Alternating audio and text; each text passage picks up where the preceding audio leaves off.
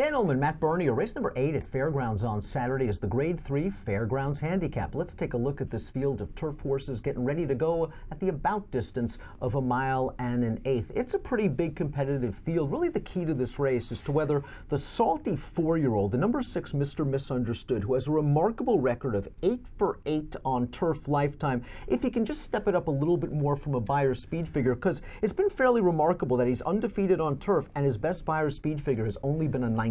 He's one of those horses that on paper all he does is win, so who am I to knock him? But at the same time, if you are a believer in any kind of speed figure, he's slow right now. He needs to step up and run the race of his life. This will be his first time against older horses as well, so it is a pretty big step up in class for Mr. Misunderstood. I wonder if he's the kind of horse, though, that's going to run to the level of his competition. Boy, he's just a professional, likable horse. The way he won the Commonwealth Turf 2 starts back, just finding a spot when they actually ran away from him a little bit earlier. Then he just closed them out. Last time out in the Woodchopper, great ride by Sean Bridgemahan. Florent Giroux very comfortable with Mr. Misunderstood. I think the other good thing about a horse like this is, you know what, he does really well when he's out there pressing the pace, but he can also sit 2 or 3 or 4 lengths off of it and come with a kick. So, I mean, in many ways, he is the horse to beat, but at the same time, how short a price do you want? He's 3 to 1 on the morning line. That's too short. I think that's actually kind of fair, just considering the overall body of work. But I understand what you're saying from a speed figure standpoint. You can argue he doesn't even deserve to be the favorite. That's the only thing, and it's not. You're right. The overall body of work, he deserves to be this kind of price because he shows up and wins, which is more you can say about a lot of these other guys. From a fig standpoint, it's hard for me to bite on 3 to 1 with a horse that I don't know if he can. I think he can, but I want him to prove to me that he can. Brad Cox going to put this horse's undefeated record on the line. No surprise, we got a positive formulator fact for Brad. Past year, older turf routers, last out winners at that, making the first start off a layoff of 45 days or greater, 42% of $4.72 return on investment. I do want to talk about the number 3 Galton, who finished ahead of 3 of these common rivals last time out in the Colonel Bradley over soft ground on January 13th. Yet another Michael Maker reclamation project that's paid off dividends. Yeah, tell me about it. They take this horse way back when, in June of 2017. He comes forward and just, it seems like immediately you had that big jump back up to his best form. I think he's a nice horse. I think the soft ground probably helped him a little bit last time. 2 starts back, I kind of look at that tropical turf. It's a decent race. It's not a great race. It's not a bad race. Shakamat, okay, he got away with murder on the front end. I don't know that I want to look at that and say, well, because Tower of Texas came back to run as well as he did at the Fairgrounds over soft going, that all of a sudden Galton fits. I think he's okay. Another one that I would use him underneath Illman. Yeah, that 99 Beyer, a bit of an outlier in that race. Tough to make a fig in that race. It just felt like no a projection pace. with no pace at all. Last time out, though, again, finishing ahead of a couple of these, and the 3rd place horse returned to Beyer 92 and being beaten in an optional claiming event. Timeform U.S. pace projector as the rail, Thatcher Street out there on the lead. I think that's the way he really wants to go, and I think getting out to 1 1/8 is really going to help him. You could argue he actually wants a little bit more ground. The problem with Thatcher Street, he hasn't won a race since November of 2016, but I do think he's in sneaky good form. I suppose you can look at it and say, well, the fact that he lost that Monmouth race in July out there on a pretty cushy sort of situation, if he lost that race at Kentucky Downs, which is a restricted race out there on the lead setting reasonable fractions, then he can't possibly win here. I look at it and say, if he's going to get it done, this is the way to do it, where there's no other real speed in here. He's down on the rail. BJ Hernandez, get him out of there, go.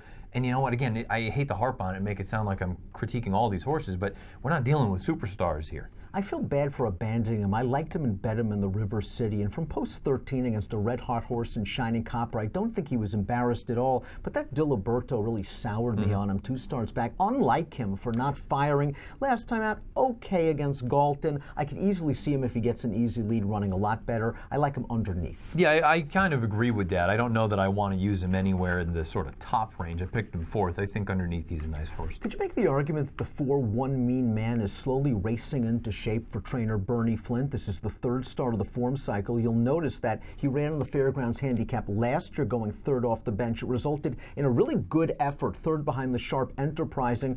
His Beyers are slowly moving forward. They're slowly moving forward, and I guess that's the problem. I go back and look and see he earned a 90 in the Secretariat as a 3-year-old in 2016. Since then, he has eclipsed 90 twice. He's got a 91 and a 94. They happen to be at the Fairgrounds, so that's probably a positive. To me, he's just underneath Illman. Let's go to the far outside with with a very lightly raced runner. Cacho and DA, I think, post position 12 for Bill Mott. This post is no bargain. This horse was 3 for 3 in his native Argentina, was not embarrassed in his North American debut off of a very long layoff. Has been working quickly for Bill Mott at Payson Park. March is an okay horse that beat him. He came back, earned a 96. I believe that was in the Gulfstream Park Turf. You had JR's Holiday earn an 85 out of there. To me, he is the new shooter, the fresh face, the unknown in here. If you don't like anyone else in here that you know what they're capable of, you got to go to the fresh face, and it's him. The Night and High Noon rider has some back class, and maybe he's slowly getting back into form. Beat a couple of these last time out at the fairgrounds in optional claiming competition.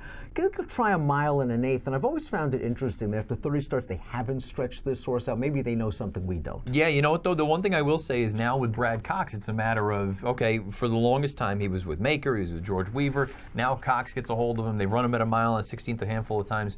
I think he's an okay horse, but I think he's just okay. I liked his Islam's performance in the Ontario Derby at a mile and an eighth 3 starts back, but that race was run over the Tapeta surface at Woodbine. And I'm getting a sneaky feeling after I've seen his last 2 starts, maybe he's more effective over a synthetic surface. Couldn't agree more. I've looked at him, and I think he is strictly a synthetic horse. I don't even think he's that good on turf. Applicator is the number 7. Now, the old Applicator liked to race close to the pace. He's relaxed a little bit more as he's gotten older, but the fact remains he is still only 3 for 39. I think he has done some decent things in his last few races. Another horse along with the one that I would want to use underneath in single race exotics. He's one of those random ones that can pop up at a big number and run second or third and make your trifecta or your superfecta if he runs fourth. So he'd be one that I'd be interested in underneath as well. Granny's Kitten might not have appreciated that soft going in the Bradley last time out. I know he's won over that sort of surface. He's the kind of horse that if you give him a good trip, he'll pay dividends, but in a big and bulky field like that, can you bank on that happening? No, you know, and I have to be honest, I'm so over Granny's Kitten. It's not funny. He burned me last year. He'll probably burn me again on Saturday.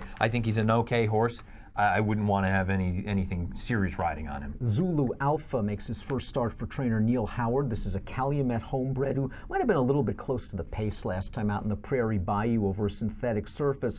He's done some okay things on turf. He's yet to really show himself. Boy, look at the 2 races against graded stakes competition. Not fun to look at. That's the problem. I liked his first 2 starts here in North America, but it seems like the minute they gave him the acid test, there was nothing else there. So it makes me wonder if he's just not quite this good. Trainer Connor Murphy's done some good work with long shots like Dimension in the past. Great Wide Open is stretching all the way out after finishing second in a 5.5 furlong turf dash. Yet to win in this country from 5 tries. Got to run the fastest race of his career. Yeah, going to need to jump up in a big, big way. Now look, Connor Murphy, he scored with Dimension a giant number at the fairgrounds at the beginning of the meet, so who knows, maybe he can do it again here. Your top pick, though, I think has a very good chance if he can overcome the long layoff. A horse that I was a fan of last year, that's Synchrony. As we take a look at our top selections for race number 8, Synchrony is a horse, if he runs his race off the bench, you're going to know him. Yeah, I was going to say, I mean, if you're just looking at it from a fig standpoint, this is a horse that last year, when he got good, he got really, really good. The problem is he's been gone for quite some time, but you see that red bank. He ran second in there. That's come back to be a pretty strong race. Irish Straight came back with a 101, Rosebriar a 90. You had also eligible, or also Rans, I should say, that earned 103 buyers. From a form standpoint, he was keeping the best company. You get Bravo aboard. The question is, at 9 furlongs off this long a layoff, is it going to be too much to overcome? That was the reason why I couldn't put him on top. I That's just fair. think the mile and an eighth coupled with the layoff. He's never run a mile and an eighth in his entire career, but his turf debut over this course last year was so impressive that I just bet out on him. And the Henry Clark, he had a little bit of trouble in that race. He got beat by a good one in Ascend. We know what that horse came back to do. The Red Bank, all in all, a good trip against Irish Straight, who was on fire in that race. But boy, off of the layoff, Synchrony, if he fires, he's going to be tough. You're going to go 8, 6, 12, and 1. I'm going to go 6, 8, 1, and 7. I just have a feeling that Mr. Misunderstood, again, is going to run to the level of his competition. Yes, he has to run faster. And I also think he's not going to get bet completely off the board. I think 3 to 1 is fair. They got the right mooring line. He goes less than that, I might start looking elsewhere. Yeah, he is that kind of horse where, you know, I talked about it with one of the fillies in the Rachel Alexandra, that, you know, if all they do is show up and win, don't doubt him even on figs. I'm kind of contradicting myself here, but I'm not doubting him. I just kind of look at it and say, for me, the number's going to be too short. Right, that's the whole thing. It's all about value. 8, 6, 12, 1 for Matt, 6, 8, 1, 7 for me in the Grade 3 Fairgrounds Handicap. It's race number 8 at the Fairgrounds on Saturday, and it has approximate post time of 4:35 Central. Best of luck.